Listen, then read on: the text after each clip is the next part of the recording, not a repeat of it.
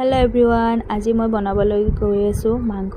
তো কেৰাহীত অকণমান মিঠাতেল গৰম হ'বলৈ দিলোঁ। তাৰে পিছতে তাত দিলোঁ সৰু সৰুকৈ কাটি থোৱা পিঁয়াজখিনি ভালদৰে ৰঙচুৱা হোৱালৈকে ভাজিলোঁ। তাৰে পিছতে দিলোঁ তাত আদা নহৰু আৰু বিলাহীৰ পেষ্ট।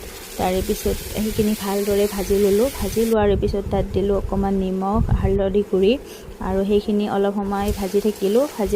ভাজাৰ পিছতে তাত দিলোঁ ভালকৈ ধুই থোৱা মাংসখিনি অলপমান ভালদৰে ভাজি তাৰে পিছতে তাত এড কৰিম আমি সৰু সৰুকৈ কাটি থোৱা আলুখিনি দিয়াৰ পিছত ভালদৰে লৰাই ল'লোঁ। তাৰে পিছতে দিলোঁ তাত চিকেন মছলা, মিট মছলা আৰু জিৰা পাউডাৰ অকণমান আৰু পেকেট মছলা অকণমানে দিওঁ, মানে অধিক নিদিওঁ আৰু।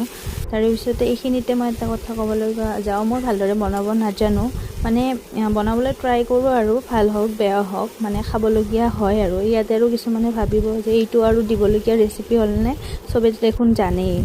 এই কথা পাতি থাকোঁতেই এয়া আমাৰ মাংস ৰেডি হৈ গ'ল। আজি এনেকৈ ফ্ৰাই কৰিয়ে বনাইছোঁ বাৰু। আৰু মোৰ ভিডিঅ'টো যদি আপোনালোকৰ চাই ভাল লাগে তেতিয়াহ'লে লাইক শ্বেয়াৰ কমেণ্ট এটা কৰি দিব আৰু আগলৈ লগ পাম নেক্সট ভিডিঅ'ত। এতিয়ালৈ বাই বাই।